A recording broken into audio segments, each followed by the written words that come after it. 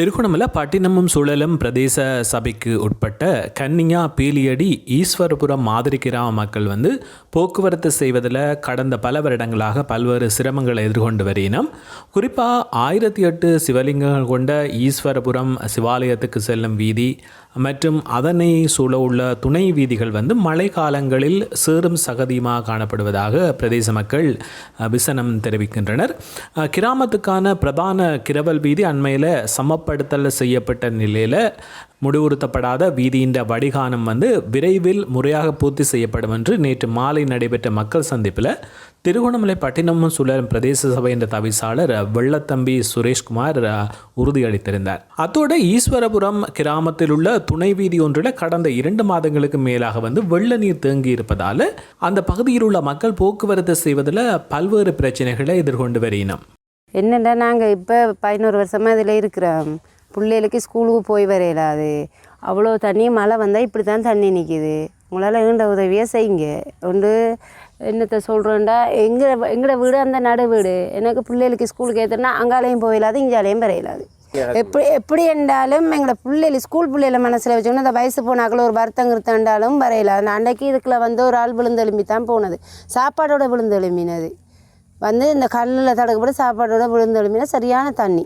மழை வந்தாலும் இந்த தண்ணி லேசில் வடியுது இல்லை. எல்லாரோட வளவு தண்ணியும் இதில் தான் நிற்கிது. ஏதாவது ஒன்று செஞ்சு இந்த ரோட்டை நிமித்தித்தாங்க. காலையில் ஸ்கூல் போகக்குள்ள சரியான சிரமமாக கிடக்குது எங்களுக்கு. காலையில் ஸ்கூல் நான் வேலைக்கு போகிறேன். நான் சுற்றி தான் ஸ்கூலுக்கு போகிறது, பஸ்ஸை விட்டுருவா, லேட் ஆகிரும், நிறைய பிரச்சனைகள். நானும் வேலைக்கு போகிறேன். நான் வீட்டில் இருக்கிறேன். இல்லை வேலை போகல எங்களுக்கு இந்த ரோட்டு நிறைய பிரச்சனை. இந்த லெவல் படுத்தி தந்தீங்களா பெரிய உதவியாக இருக்கும் எங்களுக்கு. சரியான கஷ்டப்படுறோம் நாங்கள். இந்த தண்ணி மழை மாறி காலம் இது நிறைய ஒரு பிரச்சனையாக உண்டா இருக்குது இந்த ரோட்டங்களுக்கு.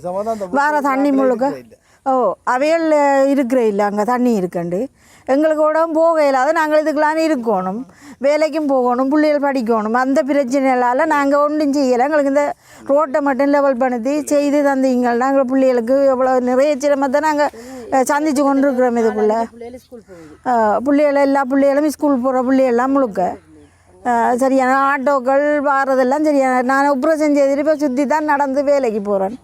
உப்ரோசம் செய்து நிறைய சிரமத்தை இதண்டி கொண்டிருக்கிறோம். உங்களுக்கு ரோட்டை நீங்கள் ஒரு இதாக செய்து தந்தீங்கன்னா மிக பெரிய உதவியாக இருக்குது.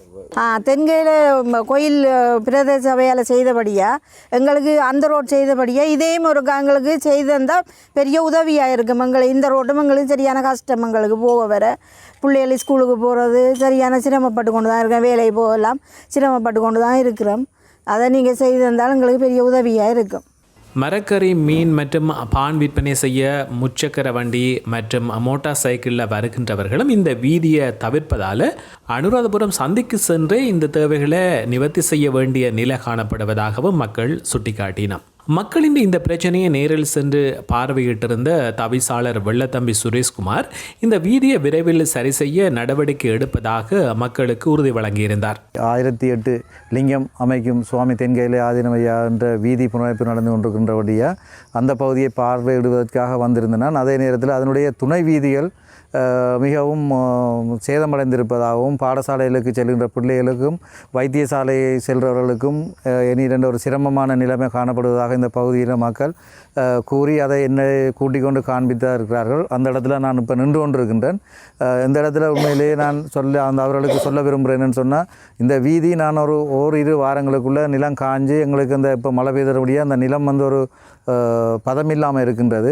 இது ஒரு நிலம் காஞ்ச பிறகு நான் இந்த வீதியை ஒரு நல்ல ஈஸ்வரபுரம் பாதை எப்படி இருக்கோ அதே போன்று நான் இதையும் செப்பனிட்டு தருவேன்.